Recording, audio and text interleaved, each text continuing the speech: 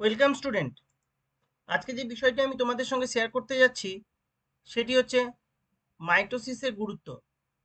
তোমরা যারা class 10-এর student, তোমাদের জন্য খুব গুরুত্বপূর্ণ। এছাড়াও তোমরা যারা ক্লাস 11-এর সেম 1 পরীক্ষার্থী, তোমাদের জন্য খুব গুরুত্বপূর্ণ। তাহলে আজকের ভিডিওটি সেমিস্টার 1 ক্লাস 11-এর ছাত্রছাত্রী এবং ক্লাস 10-এর ছাত্রছাত্রী, মাধ্যমিক পরীক্ষার্থীদের জন্য খুব গুরুত্বপূর্ণ।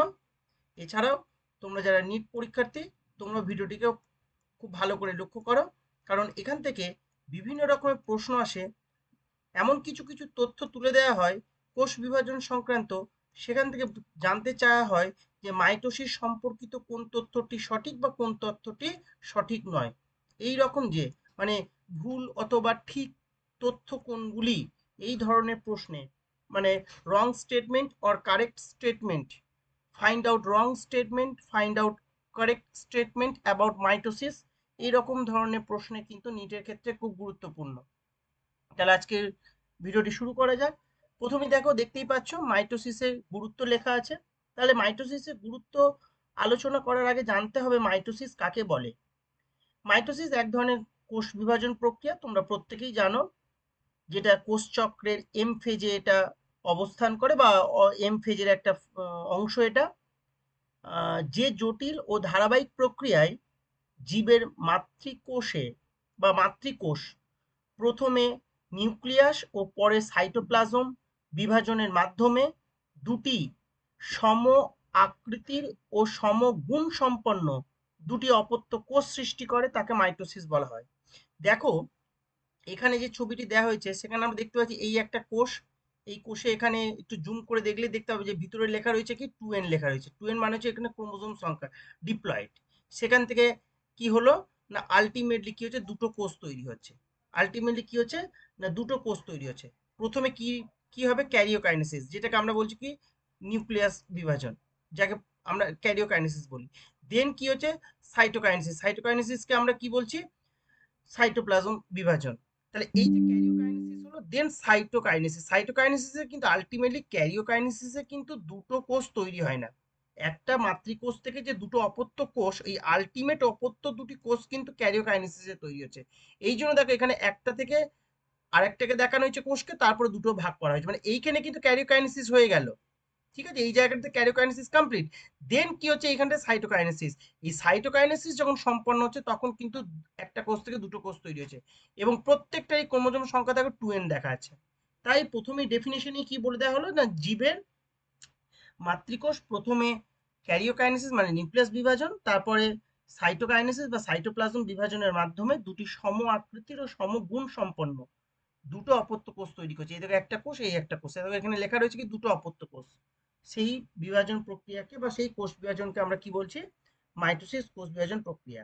যদি আমরা ইংরেজিতে বলি তাহলে ডেফিনেশনটা কি বলবো, mitosis is a process by which a parent cell divides into two identical daughter cells, each with a complete set of chromosome. Okay, mitosis is a part of cell cycle, যেটা আমি প্রথমেই বলে দিলাম এম ফেজের। Mitosis is the part of cell cycle and is responsible for the growth and replacement of cell into the body.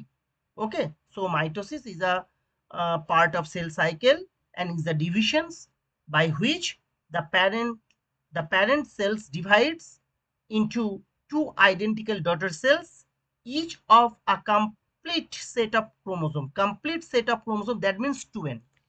Complete set of chromosome যেটা বলা হচ্ছে সেটাকে কি বলা হচ্ছে, বা যেটা আমি বললাম সেটাকে আমরা কি বলছি, সেটাকে আমরা বলছি 2n। This is the complete set of chromosome. Okay, তাহলে প্রথম যে গুরুত্ব সেটা দেখো কি বলছি, ক্রোমোজোম সংখ্যা পরিবর্তন হয় না, যেটা আমি একটু আগে বললাম সমগুণ সম্পন্ন এবং সম আকৃতি সম্পন্ন অপত্য কোষ তৈরি করছে। অর্থাৎ মাতৃকোষের ক্রোমোজোম সংখ্যা কি থাকছে, যা অপত্য কোষের ক্রোমোজোম সংখ্যা একই রকম হচ্ছে। দ্বিতীয় যে পয়েন্টটা সেটা হচ্ছে কি, এটি ভ্রূণের বৃদ্ধি এবং বিকাশে সাহায্য করে। দেখো এখানে এই যে একটা কোষ থেকে দুটো কোষ তৈরি হলো, আবার এইটা পরবর্তী ক্ষেত্রে মাতৃকোষ হিসেবে ইউজ হচ্ছে, আবার একটা কোষ তৈরি হচ্ছে এখান থেকে দুটো। এইভাবে কোষের সংখ্যা কি হচ্ছে বৃদ্ধি পাচ্ছে, যার ফলে ভ্রূণের বিকাশ হচ্ছে এবং বৃদ্ধি ঘটছে। ওকে, নেক্সট, ক্ষতিগ্রস্ত অঙ্গ পুনরুদ্ধার করতে সাহায্য করে এবং জীবদের পুনরুৎপাদন, এখানে পুনরুৎপাদন স্পেলিংটা ভুল আছে, এটা একটু কারেকশন করে নেবে, পুনরুৎপাদন, ওকে, মানে রিজেনারেশন যাকে বলি, রিজেনারেশন ঘটতে কি করছে, সাহায্য করছে। নেক্সট, এটি শরীরের সমস্ত কোষ গঠনের জন্য গুরুত্বপূর্ণ। সমস্ত ধরনের কোষ গঠনের জন্য কি গুরুত্বপূর্ণ। নেক্সট হচ্ছে কি, মাইটোসিস হলো যৌন জননের ভিত্তি। এখানে একটা প্রসেস লেখা রয়েছে, দুটো প্রসেস, একটা হচ্ছে উগোনিয়াম, এটা এখানে আকারটা পড়েনি, উগোনিয়াম এবং স্পার্মাটোগোনিয়াম, মানে উজেনেসিস এবং স্পার্মাটোজেনেসিস। উজেনেসিস কি, oogenesis is the formation of ovum, মানে ডিম্বাণু তৈরি হওয়ার পদ্ধতি, এবং spermatogenesis is the process for the formation of sperm, মানে শুক্রাণু তৈরি হওয়ার পদ্ধতি। তাহলে ওভামটা যে তৈরি হচ্ছে বা এগটা যে তৈরি হচ্ছে সেটা কি কোথা থেকে তৈরি হচ্ছে, from egg mother cell. And sperms কোথা থেকে তৈরি হয়েছে, ফ্রম স্পার্ম মাদার সেলস। এই যে এগ মাদার সেল বা স্পার্ম মাদার সেল, সেখানে মিওসিস হচ্ছে, মিওসিস হওয়ার পরে গ্যামেটস তৈরি হচ্ছে। কিন্তু যদি আমি মাতৃকোষগুলিকে দেখি, যেটা মাতৃকোষ, সেই মাতৃকোষের বিকাশে এবং মাতৃকোষের সংখ্যা বৃদ্ধিতে কি করছে, সাহায্য করছে। তাহলে যতক্ষণ না আমরা এগ মাদার সেল বা স্পার্ম মাদার সেল তৈরি হচ্ছে, ততক্ষণ তো এগ বা স্পার্ম তৈরি হওয়ার কোনো জায়গায় থাকবে না। হ্যাঁ, তবে এটা ঠিকই যে উজেনেসিসের মাধ্যমে বা স্পার্মাটোজেনেসিসের মাধ্যমে যে এগ এবং স্পার্ম তৈরি হচ্ছে, সেখানে কিন্তু মিওসিস হচ্ছে। কিন্তু এগ মাদার সেল আর স্পার্ম মাদার সেল, সেটা তৈরি হচ্ছে বা সেটা বিকশিত হচ্ছে, সেটা হচ্ছে কিন্তু কার মাধ্যমে, সেটা হচ্ছে মাইটোসিসের মাধ্যমে। আশা করি বিষয়টা পরিষ্কার হলো। যদি কোনো কিছু সমস্যা থাকে বা কোনো কিছু জানার থাকে, কমেন্ট বক্সে এসে প্রশ্ন করবে, আমি তোমাদের প্রত্যেকের প্রশ্নের উত্তর দিয়ে দেবো। নেক্সট, সেটা হচ্ছে কি 6 নম্বর, উদ্ভিদের ভাজক কলায়, উদ্ভিদ দেহের ভাজক কলায় মাইটোসিস কোষ বিভাজনের মাধ্যমে আজীবন বৃদ্ধি পেতে থাকে। তাহলে একটা গাছের একদম যেটা অগ্রভাগ, আমরা এটাকে অগ্রভাগ বলছি, এই অগ্রভাগে থাকে কি, অগ্রস্থ ভাজক কলা। এই অগ্রস্থ ভাজক কলা মানে হচ্ছে কি সজীব কোষ, এইটাকে বলছে অগ্রস্থ ভাজক কলা, সজীব কোষ সমষ্টি। এই অঞ্চলে কোষগুলি কিন্তু আজীবন মাইটোসিস প্রক্রিয়ায় বৃদ্ধি পেতে থাকে। ফলে গাছটা কি হয় না, গাছটা লম্বায় বাড়তে সাহায্য করে আজীবন। ওই জন্য গাছের বৃদ্ধি হচ্ছে কি অসামঞ্জস্য এবং আজীবন হয়ে যায় আর কি। নেক্সট হচ্ছে কিছু কিছু ক্ষেত্রে অঙ্গজ জনন, যেমন খণ্ডীভবন এবং ক্রোকোদ্গম বা বার্ডিং প্রসেস যাকে আমরা বলি। এবং এই যে খণ্ডীভবন মানে যে ফ্র্যাগমেন্টেশন, এ দেখো এইখানেও একটা আমরা প্রসেস দেখি যাকে রিজেনারেশন বলে। This is also the process of asexual reproduction. This is also process of asexual reproduction, মানে অযৌন জনন পদ্ধতি। এবং এখানে হচ্ছে কি খণ্ডীভবনে এবং বার্ডিং এ কি করছে, অঙ্গজননে কিন্তু মাইটোসিস হেল্প করছে। নেক্সট, এক্ষেত্রে অর্থাৎ অযৌন জননের ক্ষেত্রে রেণু উৎপাদনে, এখানে স্পেলিংটা একটু ভুল আছে, একটু একটু ঠিক করে নেবে, রেণু উৎপাদনে কি করছে বা স্পোর ফর্মেশনে কি করছে, সাহায্য করছে। তার মানে এরা কিন্তু যেমন যৌন জননের ভিত্তি হিসাবে কাজ করছে এই পদ্ধতি, ঠিক সেরকম ভাবে সরাসরি অঙ্গজ জনন এবং অযৌন জননে ভূমিকা পালন করছে। আমরা নেক্সট স্লাইডটা দেখবো কি এর তাৎপর্য, গুরুত্ব দেখলাম, এবার আমরা দেখবো তাৎপর্য। যদিও বিষয়টা কাছাকাছি, তবু একটু আলাদা করে লিখে দেওয়া হয়েছে কিছু পয়েন্টস দিয়ে। সেটা কি, আমি একটু আগে প্রথমেই বলে দিলাম, তোমরা যারা ক্লাস 10-এর স্টুডেন্ট তোমাদের জন্য এটা খুব গুরুত্বপূর্ণ, এবং তোমরা যারা সেম 1 পরীক্ষার্থী অর্থাৎ ক্লাস 11-এর স্টুডেন্ট তোমাদের জন্য খুব গুরুত্বপূর্ণ, সেম 1-এর, ওকে। আর বারবার বলছি, নিটের জন্য হচ্ছে কি বিভিন্ন স্টেটমেন্ট তুলে দেওয়া হবে, সেই স্টেটমেন্টগুলি কোনগুলি হচ্ছে রং for mitosis or correct for mitosis, এই ধরনের বিষয়গুলির জন্য কিন্তু নিটে এক ধরনের প্রশ্ন। আর সেম 1 মানে হচ্ছে কি ক্লাস 11-এর জন্য, ওকে। ঠিক আছে, চলো আমরা তাহলে নেক্সট স্লাইডটা তাহলে শুরু করি।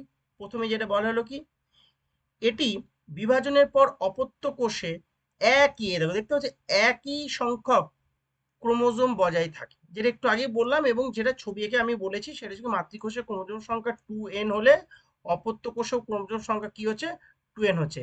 এবং এখানে কি দুটো অপত্য কোষ তৈরি হচ্ছে, এটাকে প্রথমটা বলছি মাতৃকোষ, আর এই দুটোকে আমরা কি বলছি, অপত্য কোষ। এবং এই দুটো অপত্য কোষের ক্রোমোজোম সংখ্যা কি হচ্ছে, 2n প্রকৃতি, মানে ডিপ্লয়েড প্রকৃতি, ওকে।